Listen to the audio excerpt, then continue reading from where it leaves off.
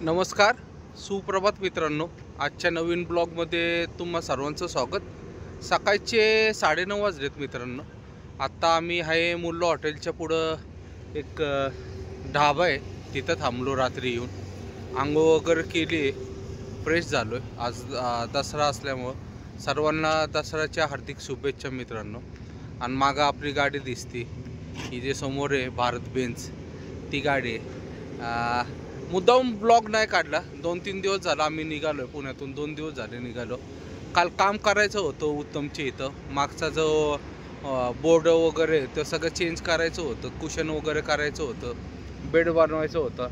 Bed वगैरे बनवून झालेलं आहे सगळं गाडीत, पण कुशन वगैरे त्याच्यावर काढता नाही आलं. कुशनचं कापड वगैरे आम्ही सगळं पुण्यातून घेऊन आलतो. पण काल आज दसरा असल्यामुळं कालच ते दुपारनंतर सगळ्या त्यांच्या हत्यारांची वगैरे पूजा करतात, त्याच्यामुळं दुपारनंतर सगळं बंद झालं. आणि काल आम्हाला उत्तमच्या इथं पोचायला जरा उशीर झाला, 11-11:30 झालं. त्यामुळं काय 2-3 तासच वेळ भेटला होता आम्हाला. पण उत्तमने त्याच्यात बेड वगैरे करून दिला.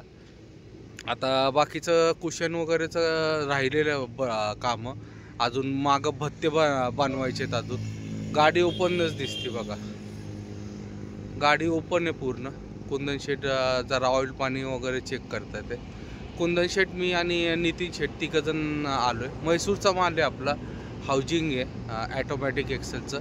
भारत पोचवरून आपण लोडिंग केलं तर आता निघूयात, कारण की 2-3 दिवस जरा म्हैसूरला पण सुट्ट्यात तिथं कंपनीला.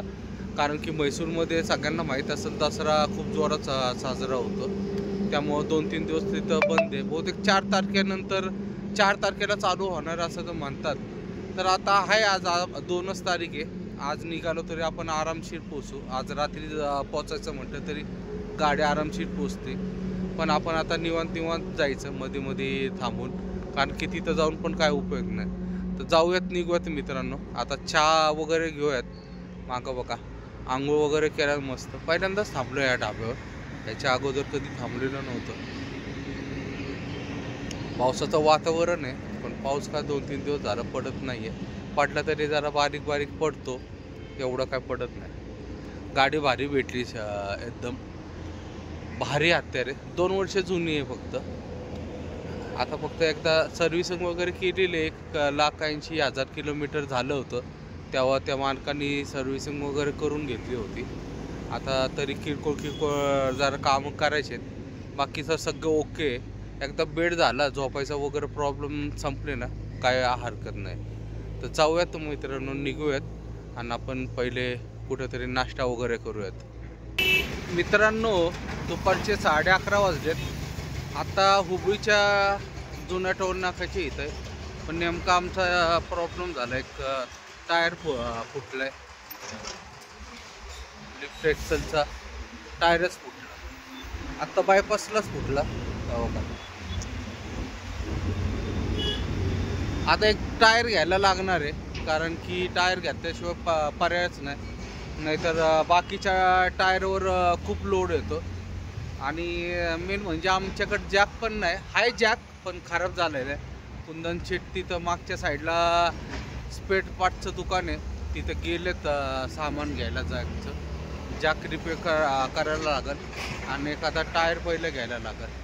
तिथं मागच्या साईडला दिसते बघा दुकान, त्या गाडीच्या मागच्या साईडला दुकान आहे, तिथे गेले कुंदन शेट. येतील आता. पहिले एक टायर घ्यायला लागणार. टायर घेतल्याशिवाय दुसरं काय पर्याय नाही, कारण की आम्हाला टायर काही करून टायर घ्यायला लागणार.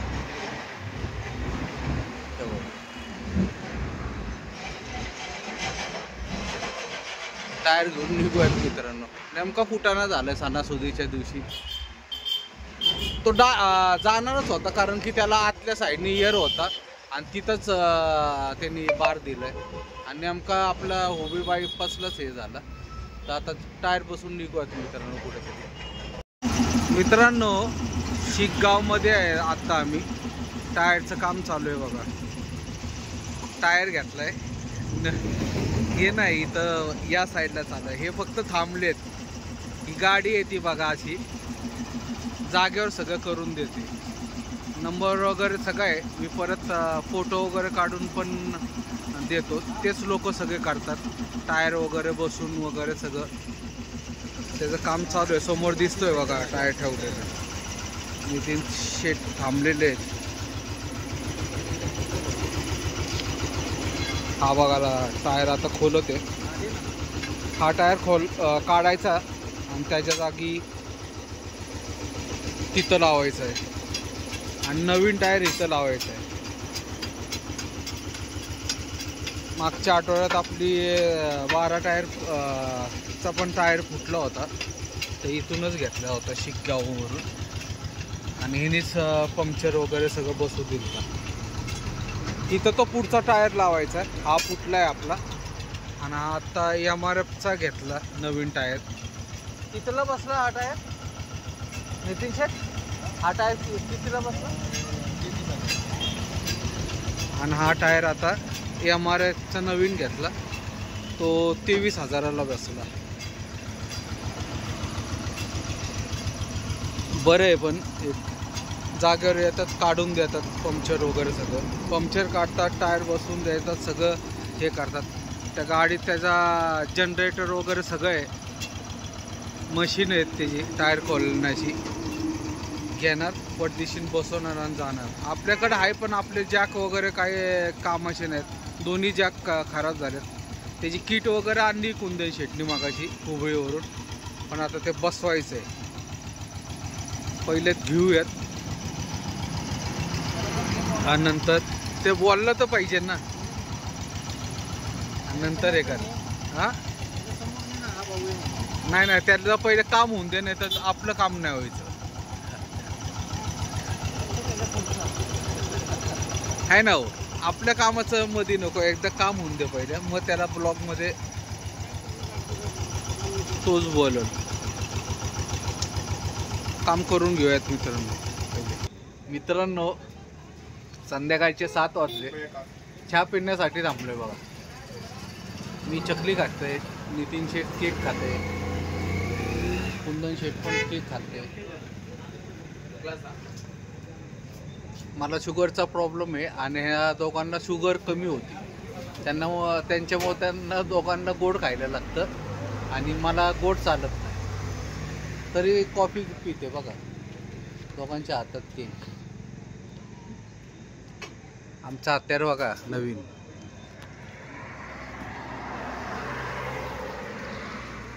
खूपच मोठी जरा लांबीला. जरा बारक्या रोडला नको होतं. जास्त लांब आहे. 30 फूट हौदा आहे. टोटल असेल सगळी लांबी धरली तर 37 तरी फूट असेल ना तेवढी. 37 फूट असेल. तर चहा पिऊयात आणि निघूयात. मित्रांनो रात्रीचे 8:30 वाजलेत. आलोय आता आजमपुराची इथं आहे. आपला MRPLच्या पंपावर डिझेल भरत आहे. कारण की डिझेल काटा रिझर्वरला आला आहे.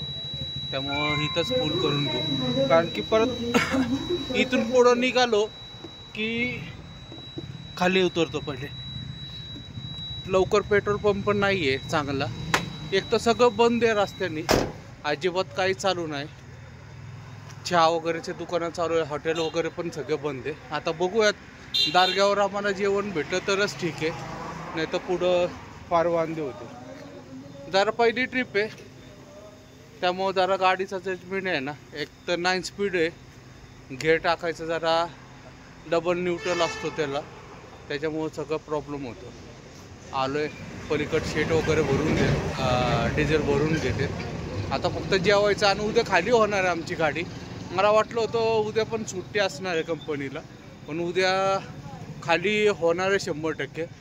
रवींद्र ट्रान्सपोर्टला फोन केला होता संदीपला. त्यांनी सांगितलं उद्या खाली होणार आहे म्हणून. तर आता सिद्धू म्हणून आहेत इथं म्हैसूरच्या गोडाऊनला. त्यांना फोन करून एकदा विचारूयात खाली होती का नाही आणि डिझेल भरून निघूयात मित्रांनो पटकन. मित्रांनो दुसरा दिवस आहे आज. दुपारचे 3 वाजलेत. जेवणासाठी थांबलो होतो हायवेला. गाडी आपली खाली झाली आहे. काल रात्री म्हणजे आज पहाटे 2:15 वाजता आलो होतो इथं. त्याच्यानंतर दुपारी आत्ता 2, 2:15ला गाडी खाली झाली. त्याच्यानंतर तिथून निघालो. आता चालू चिकमंगळूरला जेवणासाठी थांबलो होतो. मी आणि नितीन शेट गेलतो कंपनीत गाडी खाली करायला. शेटकट पॅन्ट नव्हती. पॅन्ट नव्हती म्हणजे हे दाखव, पॅन्ट होती विदाउट शेटकट पॅन्टच नव्हती, म्हणजे ट्रॅक पॅन्ट घालून नव्हते, त्याच्यामुळे त्यांना अलाउड नव्हतं कंपनी. मी आणि नितीन शेट आत गेलो होतो आणि आलो हे करून खाली वगैरे करून. आता निघूयात. मागच्या साईडला गाडी आहे बघा. आता डायरेक्ट चिकमंगळूर बघूयात. आता चिकमंगळूरमध्ये तर ट्रान्सपोर्टवाला म्हणतो की मंगळवारी डायरेक्ट तुमची गाडी लोडिंग होईल. तोपर्यंत सुट्टे तर झाली तर सोमवारी पण होऊ शकतं, पण काय अजून नक्की सांगत नाही. तिथं गेल्याशिवाय काय कळणार नाही. तर जाऊयात मित्रांनो, निघूयात पहिले.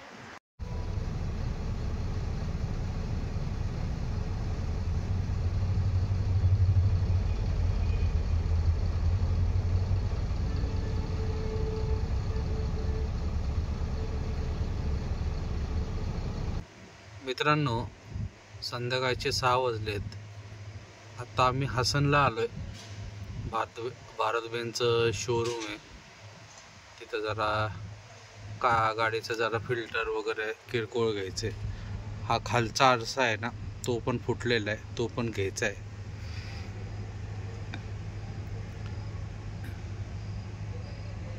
नवीनच शोरूम आहे. इतके दिवस इथूनच जायचो आम्ही, पण कधी लक्षात आलं नाही. मेन हायवेच्याच बाजूला आहे.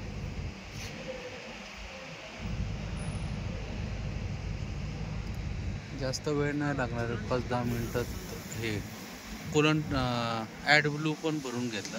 ते डायरेक्ट बादली नाही भेटते, तिथं पंप आहे त्यांचा ॲड ब्लूचा. डायरेक्ट ते तिथं भरून देतात.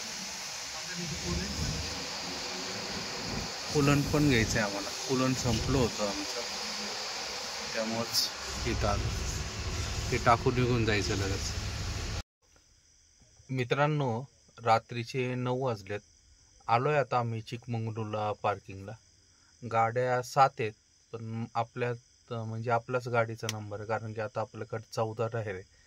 त्याच्यामुळं आपलाच पहिला नंबर आहे. पण पहिला नंबर असून काय उपयोग नाही. आता बघू उद्या ऑफिसला गेल्यानंतर काय हालचाल आहे काय नाही.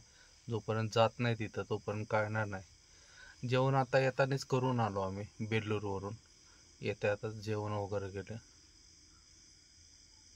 लाईटला मोबाईलची लाईट लावली शेटची, म्हणून मी म्हणतो एवढा उजेड कशा काय अचानक झाला. तर मित्रांनो, आजचा ब्लॉग इथं समाप्त करतो. व्हिडिओ आवडला असेल तर लाईक, शेअर आणि सबस्क्राईब नक्की करा. शुभरात्री. जय महाराष्ट्र. जय हिंद.